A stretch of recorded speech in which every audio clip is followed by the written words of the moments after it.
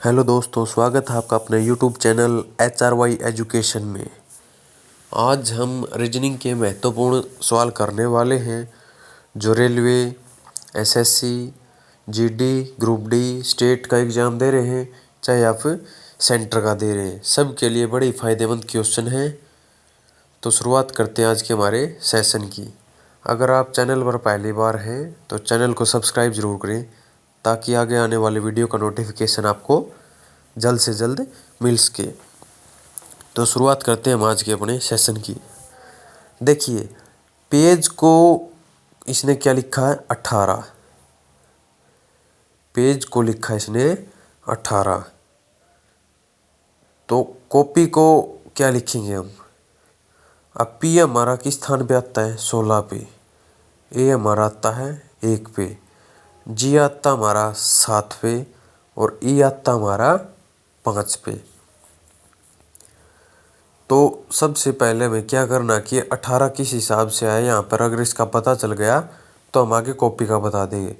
तो अब अगर हम इन सब को प्लस कर देते हैं तो हमें क्या प्राप्त होता है 29। अब 29 की 2 की और 9 की अगर गुणा कर देते हम तो हमें क्या प्राप्त हुआ, तो 2 निम 18। तो इसका तो हमें पता चल गया। अब बात करते हैं नेक्स्ट की। अब सी आता हमारा 3 नंबर पे, ठीक है। ओ आता हमारा 15 नंबर पे और पी आता हमारा 16 नंबर पे और वाई आता हमारे कौन से नंबर पे आता है वाई, तो वाई आता हमारा 25 नंबर पे। अब इन सब को हमें प्लस करना है, ठीक है। सब को प्लस करने के बाद हमारा कितना आया, तो हमारा आया 59। अब जैसे यहाँ पर गुणा किया था यहाँ पर भी हमें ऐसे ही गुणा करना है। 5 की और 9 की अगर हम गुणा करेंगे तो हमें क्या प्राप्त होगा 45। तो 45 किस ऑप्शन में दिखाई दे रहा है, ऑप्शन डी में। तो राइट आंसर क्या हो जाएगा हमारा, ऑप्शन डी हो जाएगा, ठीक है। चलिए चलते हैं नेक्स्ट में। अब निम्नलिखित श्रृंखला में प्रश्नवाचक चिन्ह के स्थान पर क्या होगा।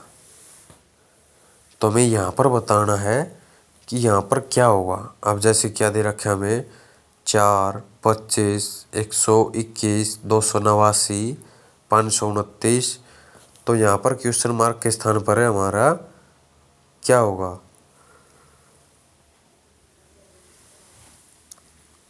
अगर इस प्रकार का कोई भी क्वेश्चन आ जाए तो सबसे पहले हमें देखना है कि किसके स्क्वायर हैं, ठीक है। तो 4 जो हमारा किसका स्क्वायर है, 4 हमारा 2 का स्क्वायर है, 25 5 का, 121 की अगर हम बात करें तो किसका है 11 का, 289 की अगर बात करें तो ये 17 का है, और अगर हम 529 की बात करें तो ये हमारा 23 का स्क्वायर है। यानी कि सारे के सारे किसी न किसी संख्या के स्क्वायर हैं। लेकिन एक देखने वाली बात ये है कि सारी की जो सारी संख्याएं हैं ये अभाज्य संख्याएं हैं, यानी कि 2, 5, 11, 17 और 23। तो यहाँ पर क्या आना चाहिए हमारा, तो देखिए 2 के बाद 3 आना चाहिए, 3 का स्क्वायर जो यहाँ पर नहीं है, 5 आ गया। 5 के बाद 7 का स्क्वायर आना चाहिए था लेकिन नहीं आया, 11 का आ गया। 11 के बाद 13 का स्क्वायर आना चाहिए था लेकिन नहीं आया, 17 का आ गया। 17 के बाद 19 का स्क्वायर आना चाहिए था लेकिन नहीं आया, 23 का आ गया। 23 के बाद कौन सी संख्या है भाज्य जो हमें छोड़नी है, तो 23 के बाद हमारी जो संख्या है वो 29 है, यानी 29 को हमने छोड़ देना है। तो 29 के बाद कौन सी संख्या आती है 31। तो 31 का स्क्वायर हमारा कितना हो जाएगा, तो 31 का स्क्वायर हो जाएगा हमारा 961। 31 का स्क्वायर की अगर हम बात करें तो 961 हो जाएगा। ऑप्शन नंबर ए जो है हमारा राइट आंसर हो जाएगा। चलिए चलते हैं नेक्स्ट पे। निम्नलिखित वर्गों में से सबसे उपयुक्त वेन आरेख का चयन कीजिए। कुत्ता, बिल्ली और पशु। इस प्रकार का अगर कोई भी क्वेश्चन एग्जाम में आता है तो सबसे पहले हमें इनका आपस में संबंध देखना होता है कि इसका इसके साथ संबंध है या नहीं। तो सबसे पहले हम देखते हैं कि ये जो कुत्ता और बिल्ली का आपस में कोई संबंध है या नहीं। देखिए यहाँ पर हमने कुत्ते का वैनारेख बना लिया, यानी कि तो अब बिल्ली, अब हमें ये देखना कि कुत्ते और बिल्ली का जो आपस में कोई संबंध है या नहीं। तो इनका आपस में संबंध नहीं है तो इसको हमें अलग बना लेंगे बिल्ली वाले को। अब तीसरे नंबर पे क्या दे रखा है, पशु। तो अब पशु का ये देखना कि कुत्ते और बिल्ली से पशु का कोई संबंध है या नहीं। तो कुत्ता और बिल्ली दोनों के दोनों ही क्या हैं, पशु हैं। ठीक है, तो ये दोनों पशु हैं। तो कौन सा डायग्राम बनेगा यहाँ पर, ये वाला बन जाएगा। तो ये हमें किस ऑप्शन में दिखाई दे रहा है, तो ये ऑप्शन ए में दिखाई दे रहा। तो हमारा राइट आंसर क्या हो जाएगा, ऑप्शन ए हमारा राइट आंसर हो जाएगा। चलिए चलते हैं नेक्स्ट पे।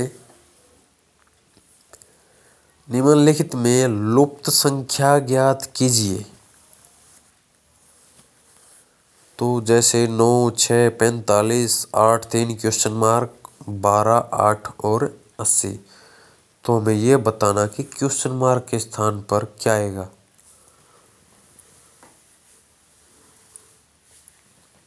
सबसे पहले ये देखना कि यहाँ पर 80 और 45 आया कैसे, तभी हम यहाँ पर बता सकते हैं कि क्या आएगा। तो देखिए इसको सोल्व करने के लिए हमें क्या करना पड़ेगा। सबसे पहले हम 45 वाले को देखते हैं कि 45 आया कैसे। अब 9 और 6, 9 और 6 कितना होता हमारा, 9 को एक बार 6 में ऐड कर देते हैं तो हमारा 15 हो गया, और एक बार माइनस कर देते हैं,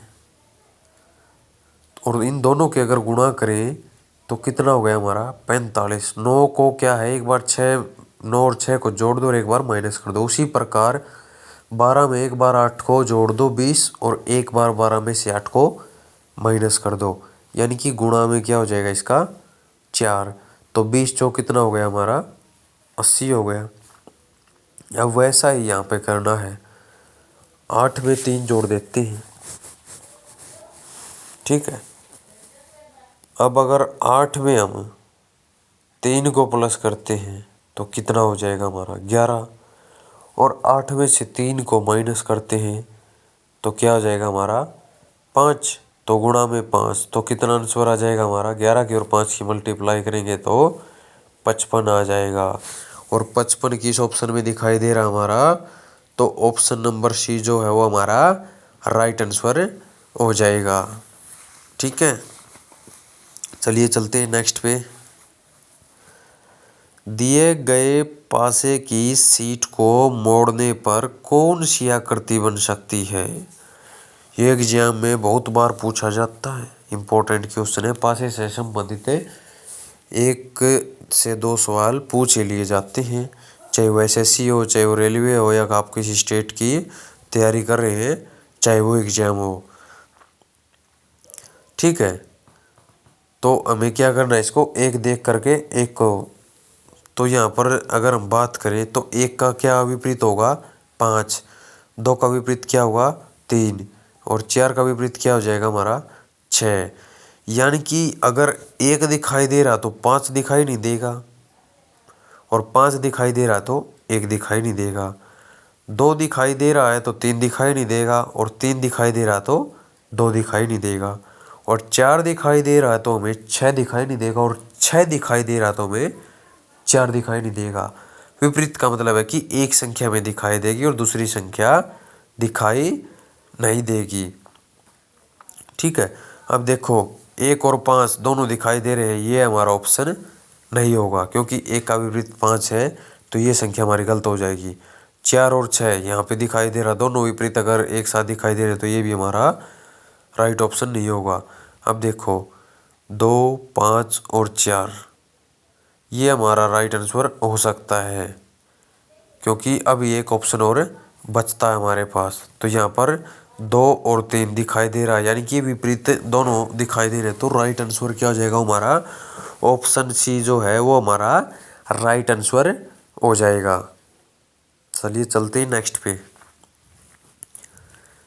किसी कोड भाषा में ब्लिंक को DONUV लिखा जाता है, तो उसी भाषा में लॉजिक को किस प्रकार लिखा जाएगा?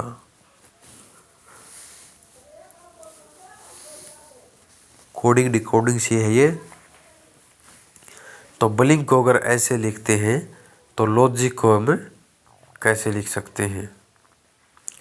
तो ऐसे क्वेश्चन को सॉल्व करने के लिए सबसे पहले हम लिखते हैं ब्लिंक, और इसके नीचे इसको क्या लिखा जाता है? DON, ठीक है, UV। अब इनका हमें डिफरेंस देखना है, कितने कितने का डिफरेंस है यहाँ पर। तो यहाँ पर कितने का? +2 का। यहाँ पर कितने का आ रहा है? +3 का। यहाँ पे कितने का आ रहा हमारा? तो +5 का।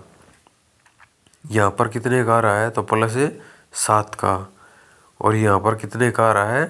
+11 का। वही है फॉर्मूला में लॉजिक में इनपुट करना है। तो लॉजिक को लिखना है सबसे पहले हमें यहाँ पर। तो L के बाद अगर 2 तो कौन सा हो जाएगा? N। फिर कितना था? 3। हर हो जाएगा हमारा G के बाद। फिर L, फिर I में जोड़ते हैं, फिर P हो जाएगा, और फिर 11 जोड़ते हैं तो क्या हो जाएगा? N। तो NRLPN किस ऑप्शन में दिखाई दे रहा है? तो ये हमारा ऑप्शन ए में दिखाई दे रहा। तो हमारा राइट आंसर क्या हो जाएगा? ऑप्शन ए हो जाएगा। तो चलिए चलते हैं नेक्स्ट क्वेश्चन पे। नीचे दिए गए विकल्पों में से असंगत विकल्प का चयन कीजिए। असंगत हमें इसमें से बताना कि कौन सा है। अगर ये 4 ऑप्शन है और इसमें से आपको एक अलग यानी असंगत बताना है, तो ऐसा अगर कोई भी क्वेश्चन आ जाए तो सबसे पहले हमें क्या देखना है? ये देखना है कि कौन से नंबर पर कौन सा आता है। यानी कि डी हमारा 4 नंबर पे आता है, ठीक है, आई 9 नंबर पे आता है, और डब्लू की अगर हम बात करें तो 23 नंबर पे आता है। तो सभी के ऐसे ही लिखने में, जैसे कि 11 पे आ गया, कि वो हमारा 17 पे आ गया, और अगर पे की बात करें तो पी 16 पे आ गया, ए हमारा 1 पे आ गया, ठीक है, एफ की अगर हम बात करें 6 पे आ गया, और जेड की अगर हम बात करें तो हमारा 26 पे आ गया, एच हमारा 8 पे आ गया, अगर एम की अगर हम बात करें तो हमारा 13 पे आ गया, और एस कितने नंबर पर आ गया? हमारा 19 पे। इतना करने के बाद हमारा आंसर आ जाता है। अब इनका डिफरेंस देखो, 4 + 5 9 हो गया, 11 + 6 17, 1 + 5 6, 8 और 5 13। यानी कि विषम कौन सा हो गया? इसमें असंगत कौन सा है? बाकी में सब में 5 5 का डिफरेंस है, लेकिन इसके अंदर 6 का है।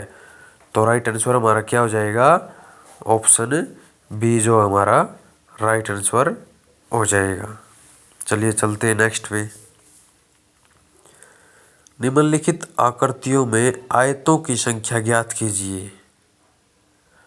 आयतों की संख्या बतानी हमें, तो सबसे पहले हमें क्या करना है? सिंगल सिंगल को लेना है, और बाद में हमें डबल को लेना है। तो सिंगल के हिसाब से देखिए 1 2 3 4 5 6 7 8 9 10 11 और 12। तो सिंगल हमारे पास कितनी है? 12। अब कई के दिमाग में आ रहा होगा कि 2 गुणा में कर देते हैं, ऐसा नहीं होगा। अभी देखिए 1 2,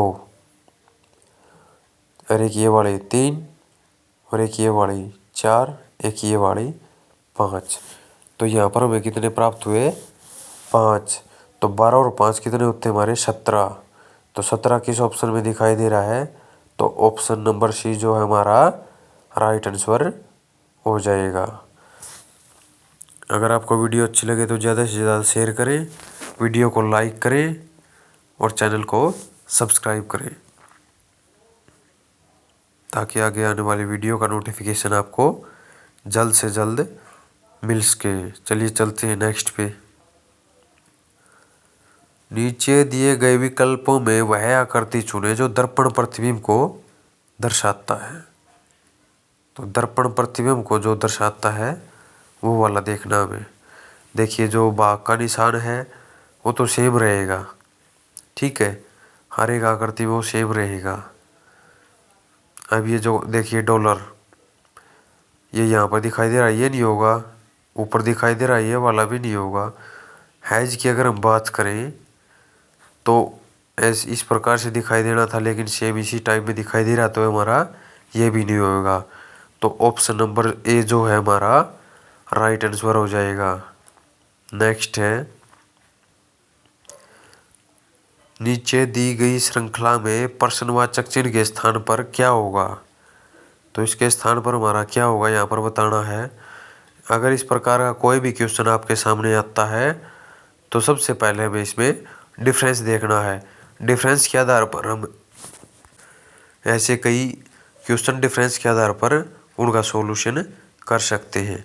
तो कितना डिफरेंस है, -2 का, यहाँ पर -2 का, यहाँ पर भी -2 का।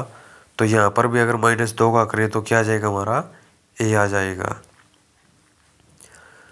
अब देखिए ऊपर से यहाँ पर -3 का, यहाँ पर भी -3 का डिफरेंस है और यहाँ पर भी हमारा कितने का है, -3 का डिफरेंस है। तो यहाँ पर भी हमें कितना डिफरेंस लेना है, -3 का। तो यहाँ पर क्या आ जाएगा हमारा y।